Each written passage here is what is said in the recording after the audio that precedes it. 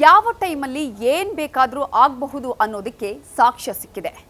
ಬೆಳಗ್ಗೆ ಕಲ್ಯಾಣ ಮಂಟಪದಲ್ಲಿ ತಾಳಿ ಕಟ್ಟುವ ವೇಳೆ ಮದುವೆ ಬೇಡ ಅಂತ ನಿರಾಕರಿಸಿದ ವಧು ಸಂಜೆಯ ವೇಳೆಗೆ ಅದೇ ಕಲ್ಯಾಣ ಮಂಟಪದ ಮುಂಭಾಗದಲ್ಲಿ ತನ್ನ ಪ್ರಿಯಕರನನ್ನ ಮದುವೆಯಾಗಿದ್ದಾಳೆ. ಬೆಳಗ್ಗೆ ಕಲ್ಯಾಣ ಮಂಟಪದಲ್ಲಿ ಹೈ ಡ್ರಾಮಾವನ್ನೇ ನಡೆಸಿದಂತಹ ವಧು ಸಂಜೆಯ ವೇಳೆಗೆ ಅದೇ ಕಲ್ಯಾಣ ಮಂಟಪದಲ್ಲಿ ಮದುವೆಯನ್ನ ಮಾಡಿಕೊಂಡಿರುವಂಥದ್ದು ದೊಡ್ಡ ಮಟ್ಟದಲ್ಲಿ ಇದಕ್ಕೆ ಆಕ್ರೋಶವೂ ವ್ಯಕ್ತವಾಗಿತ್ತು. ಅಷ್ಟು ಮಾತ್ರ ಅಲ್ಲ, ತನ್ನ ಜೀವನದ ಬಗ್ಗೆ ನೂರಾರು ಕನಸನ್ನ ಕಟ್ಟಿಕೊಂಡಿದ್ದ ಆ ಯುವಕ ಮತ್ತು ಆತನ ಮನೆಯವರ ಕನಸು ನುಚ್ಚು ನೂರಾಗಿದೆ. ಆದರೆ ಈ ಯುವತಿ ಮದುವೆಯಾಗಿ ಗೆದ್ದು ಬೀಗಿದ್ದಾಳೆ.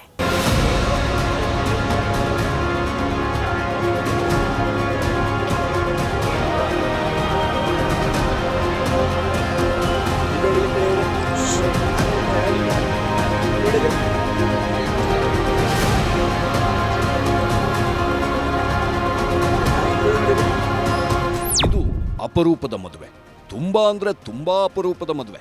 ಮೇಲ್ನೋಟಕ್ಕೆ ತುಂಬಾ ಸಿಂಪಲ್ ಆಗಿ ಕಾಣಿಸುತ್ತೆ ಈ ಮದುವೆ. ಹುಡುಗ ಹುಡುಗಿ ಹಾರ ಬದಲಾಯಿಸಿಕೊಂಡಿದ್ದಾರೆ. ಯಾವುದೋ ಒಂದು ಪುಟ್ಟ ದೇವಸ್ಥಾನದ ಮುಂದೆ ಹುಡುಗ ತಾಳಿ ಕಟ್ಟಿದ್ದಾನೆ. ಹುಡುಗ ಮತ್ತು ಹುಡುಗಿ ಕಡೆಯವರು 4-5 ಮಂದಿಗಿಂತ ಜಾಸ್ತಿ ಇಲ್ಲವೇ ಇಲ್ಲ. ಅಷ್ಟೊಂದು ಸಿಂಪಲ್ ಮದುವೆ ಇದು. ಇದ್ರ ಜೊತೆಗೆ ನೀವು ಈವರೆಗೆ ಕೇಳಿರದ ಹಾಗೂ ಕೇಳಿದ್ರೂ ಅಪರೂಪವಾಗಿರೋ ಕಥೆ ಈ ಮದುವೆ ಹಿಂದಿದೆ. ಈ ಮದುವೆ ಹಿಂದೆ ಕೊನೆ ಕ್ಷಣದ ರೋಚಕ ಕ್ಲೈಮ್ಯಾಕ್ಸ್ ಇದೆ. 2 ಕುಟುಂಬಗಳ ನೋವಿದೆ, ಒಂದು ಪ್ರೀತಿ ಗೆದ್ದಿದೆ, ಒಬ್ಬನ ಮನಸ್ಸು ಒಡೆದು ಚೂರಾಗಿದೆ. ಒಟ್ನಲ್ಲಿ ಮೊದಲೇ ಹೇಳಿದ ಹಾಗೆ ಬಹುತೇಕ ಇದು ಯಾರೂ ನೋಡಿರದ ಮದುವೆ ಕಥೆ. ಮದುವೆ ನಿಶ್ಚಯವಾಗಿದ್ದು ಸ್ವರ್ಗದಲ್ಲಿ ಅಲ್ಲ, ಪೊಲೀಸ್ ಠಾಣೆಯಲ್ಲಿ. ಬೆಳಿಗ್ಗೆ ಮದುವೆ ನಿರಾಕರಿಸಿದ್ದಳು, ಸಂಜೆ ಪ್ರಿಯಕರನ ವಿವಾಹವಾದಳು. ಮದುವೆ ನಿಶ್ಚಯವಾಗುವುದು ಸ್ವರ್ಗದಲ್ಲಿ. ಇದು ಅತಿ ಪ್ರಸಿದ್ಧ ಮಾತು. ಯಾರನ್ನು ಯಾರ್ಯಾರು ಮದುವೆ ಆಗಬೇಕು ಅನ್ನೋದು ಮೊದಲೇ ನಿಶ್ಚಯವಾಗಿರುತ್ತೆ ಅನ್ನೋದೇ ಇದರ ಅರ್ಥ. ಮದುವೆ ನಿಗದಿಯಾಗಿದ್ರು, ನಿಶ್ಚಿತಾರ್ಥ ಆಗಿದ್ರು, ಮದುವೆ ಡೇಟ್ ಫಿಕ್ಸ್ ಆಗಿದ್ರು ಇಂಥವರನ್ನೇ ಇಂಥವರು ಮದುವೆ ಆಗ್ತಾರೆ ಅಂತ ಹೇಳೋದಕ್ಕಾಗಲ್ಲ. ಈಗ ತಾಳಿ ಕಟ್ಟೋ ಸಮಯದವರೆಗೂ ಕೂಡ ಇದೇ ವರನಿಗೆ ಇದೇ ವಧು ಫಿಕ್ಸ್ ಅಂತ ಹೇಳೋಕ್ಕಾಗೋದೇ ಇಲ್ಲ ಅನ್ನೋದಕ್ಕೆ ಸಾಕ್ಷ್ಯ ಸಿಕ್ಕಿದೆ. ಕೊನೆ ಟೈಮಲ್ಲಿ ಇನ್ನೇನು ವರ ತಾಳಿ ಕಟ್ಟಬೇಕು ಅನ್ನೋ ಟೈಮಲ್ಲಿ ನನಗೆ ಈ ಮದುವೆ ಬೇಡವೇ ಬೇಡ ಅಂತ ವಧು ಹಠ ಹಿಡಿದು ಕೂತಿದ್ದಾಳೆ. ನಂಗೆ ಇವನ ಜೊತೆಗೆ ಮದುವೆ ಇಷ್ಟ ಇಲ್ಲ ಅಂದಿದ್ದಾಳೆ.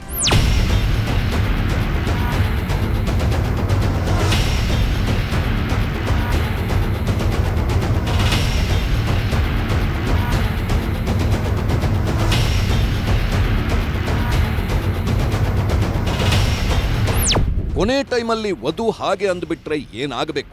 ಅದ್ಧೂರಿಯಾಗಿ ಸಿಂಗಾರಗೊಂಡಿದ್ದ ಮದುವೆ ಮನೆ, ಕಲ್ಯಾಣ ಮಂಟಪದ ತುಂಬೆಲ್ಲ ಸಂಭ್ರಮದಿಂದ ಓಡಾಡುತ್ತಿದ್ದ ಜನ, ಸಾವಿರಾರು ಜನಕ್ಕೆ ರೆಡಿಯಾಗಿದ್ದ ಭೂರಿ ಭೋಜನ. ಇನ್ನೇನು ತಾಳಿ ಕೈಗೆ ಬಂತು, ನನ್ನ ಮಗಳು ತವರು ಸಂಬಂಧ ಕಳಚಿಕೊಂಡು ಗಂಡನ ಪಾಲಾಗ್ತಾಳೆ ಎಂದು ಚಿಂತೆಯಲ್ಲಿದ್ದ ಪೋಷಕರು ಎಲ್ಲರೂ ಏನಾಗಬೇಕು? ವರನ ಕಡೆಯವರಿಗೆ ಮತ್ತು ವಧುವಿನ ಕಡೆಯವರಿಗೆ ಆಕಾಶ ತಲೆ ಮೇಲೆ ಬಿದ್ದಂತಾಯಿತು.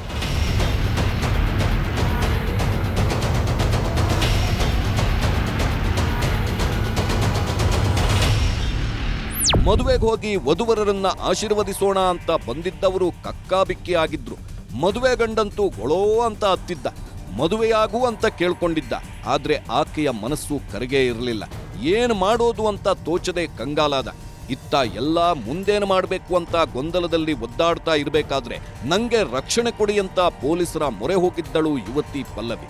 ನಾನು ಬೇರೊಬ್ಬನನ್ನ ಪ್ರೀತಿ ಮಾಡ್ತಾ ಇದ್ದೀನಿ, ಆತನ ಜೊತೆಗೆ ತನ್ನ ಮದುವೆ ಮಾಡಿಸಿ ಅಂತ ಹಠ ಹಿಡಿದಳು.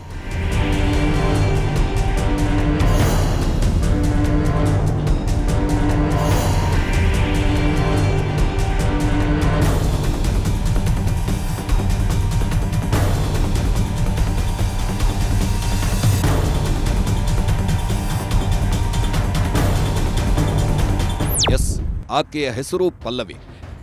ಕೆಲವು ದಿನಗಳ ಹಿಂದೆ ಆಕೆಗೂ ಹಾಗೂ ಆಲೂರು ತಾಲೂಕಿನ ಜಿ ತಿಮ್ಮನಹಳ್ಳಿಯ ವೇಣುಗೋಪಾಲ್ಗೂ ಮದುವೆ ಫಿಕ್ಸ್ ಆಗಿತ್ತು.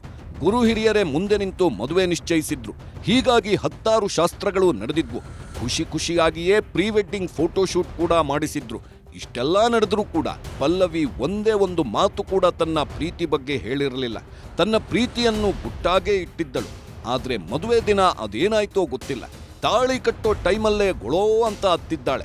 ಕಣ್ಣೀರ ಧಾರೆ ಹರಿಸಿದ್ದಾಳೆ.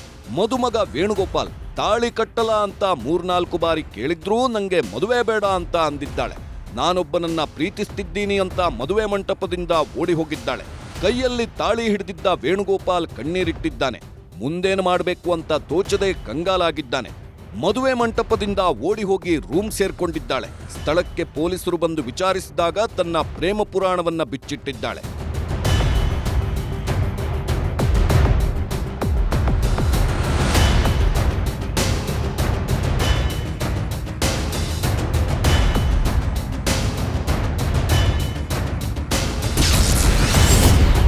ಪ್ರಿಯಕರನೇ ಬೇಕು ಅಂತ ಹಠ ಹಿಡಿದ ಯುವತಿ. ನಂಗೆ ಮದುವೆ ಬೇಡ ಅಂತಿದ್ದ ಯುವತಿ ರೂಮ್ ಸೇರ್ಕೊಳ್ತಾ ಇದ್ದಂತೆ ಗೊಂದಲ ಶುರುವಾಗಿದೆ. ಇಡೀ ಕಲ್ಯಾಣ ಮಂಟಪವೇ ನಿಶ್ಶಬ್ದವಾಗಿದೆ. ಯಾರೂ ಕೂಡ ಏನು ಮಾಡೋ ಸ್ಥಿತಿಯಲ್ಲೂ ಇರಲಿಲ್ಲ. ಅಡುಗೆ ರೆಡಿ ಇತ್ತು, ಊಟಕ್ಕೂ ಸಿದ್ಧವಾಗಿತ್ತು. ಆದ್ರೆ ಮದುವೆಯೇ ನಡೆಯಲಿಲ್ಲ. ಕೊನೆಗೆ ಹಿರಿಯರೆಲ್ಲ ಸೇರ್ಕೊಂಡು ಹುಡುಗ ಹುಡುಗಿಯನ್ನ ಪ್ರತ್ಯೇಕವಾಗಿ ಮಾತಾಡಲು ಕಳಿಸಿದ್ರು. ಎಷ್ಟೊತ್ತು ಮಾತಾಡಿದ್ರೂ ಹುಡುಗಿ ಕರಗಲೇ ಇಲ್ಲ. ನನಗೆ ಮದುವೆ ಇಷ್ಟವಿಲ್ಲ, ನಾನೊಬ್ಬ ಹುಡುಗನನ್ನ ಪ್ರೀತಿಸ್ತಿದ್ದೀನಿ ಅಂತಾನೇ ಹುಡುಗಿ ಹೇಳಿದ್ದಾಳೆ. ಕೊನೆಗೆ ಕಲ್ಯಾಣ ಮಂಟಪಕ್ಕೆ ಬಂದ ಪೊಲೀಸರು ಪಲ್ಲವಿಯನ್ನ ಸ್ಟೇಷನ್ಗೆ ಕರೆದೊಯ್ದು ವಿಚಾರಿಸಿದ್ದಾರೆ. ಆಗಲೂ ಈ ಮದುವೆ ನನಗೆ ಇಷ್ಟ ಇಲ್ಲ ಅಂತಾನೇ ಹೇಳಿದ್ದಾಳೆ. ಹೀಗಾಗಿ ಮದುವೆ ಮುರಿದು ಬಿದ್ದಿದೆ. ಯುವತಿ ನಾನು ಪ್ರೀತಿಸಿದ ಯುವಕ ರಘು ಬೇಕು ಎಂದು ಪೊಲೀಸರ ಮುಂದೆಯೂ ಖಡಾಖಂಡಿತವಾಗಿ ಹೇಳಿಬಿಟ್ಟಿದ್ದಾಳೆ.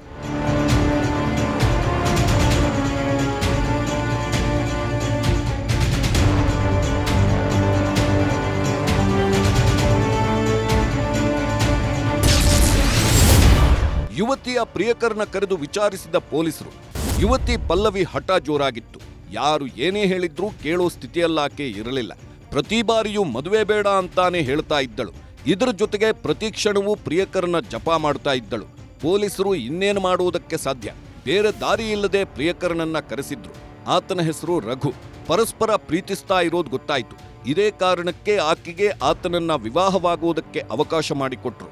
ಜೊತೆಯಲ್ಲೇ ಇದ್ದ ಸ್ನೇಹಿತರು, ಪರಿಚಯಸ್ಥರು ನಾವೇ ಮದುವೆ ಮಾಡಿಸುತ್ತೇವೆ ಎಂದು ಪೊಲೀಸರಿಗೆ ಭರವಸೆ ನೀಡಿದ್ದರಿಂದ ಇಬ್ಬರನ್ನೂ ಅವರೊಟ್ಟಿಗೆ ಕಳಿಸಿಕೊಡಲಾಯಿತು. ನಂತರ ಬೆಳಿಗ್ಗೆ ನಿಶ್ಚಯವಾಗಿದ್ದ ಕಲ್ಯಾಣ ಮಂಟಪದ ಆವರಣದಲ್ಲೇ ಇರೋ ಗಣಪತಿ ದೇವಾಲಯದಲ್ಲಿ ಪಲ್ಲವಿ ರಘು ಸಿಂಪಲ್ ಆಗಿ ಮದುವೆ ಮಾಡಿಕೊಂಡ್ರು.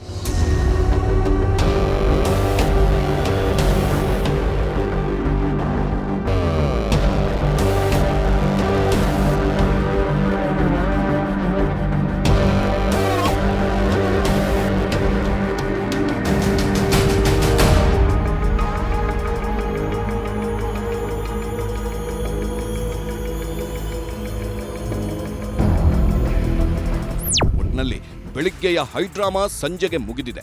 ಮದುವೆಯಿಂದ ವಂಚಿತನಾದ ಯುವಕ ಕಂಗಾಲಾಗಿದ್ದಾನೆ.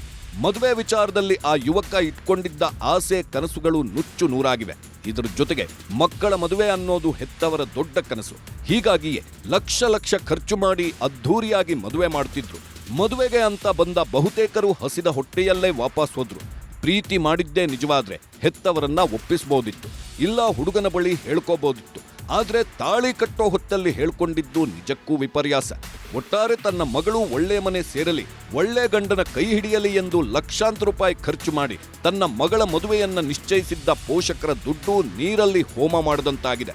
ತಾಳಿ ಕಟ್ಟುವ ವೇಳೆಗೆ ಬಂಡಧೈರ್ಯದಿಂದ ಪ್ರಿಯಕರನನ್ನ ವರಿಸಿ ಪೋಷಕರ ಆಸೆಗೆ ಆ ವಧು ತಣ್ಣೀರು ಎರಚಿದ್ದು ಕೆಲವರ ಆಕ್ರೋಶಕ್ಕೆ ಕಾರಣವಾಗಿದೆ. ಇನ್ನು ಕೆಲವರು ಹೇಗಾದರೂ ಇರಲಿ, ನವದಂಪತಿಗಳೂ ಚೆನ್ನಾಗಿರಲಿ, ವಂಚನೆಗೆ ಒಳಗಾದ ಯುವಕನಿಗೂ ನ್ಯಾಯ ಸಿಗಲಿ ಅಂತಿದ್ದಾರೆ.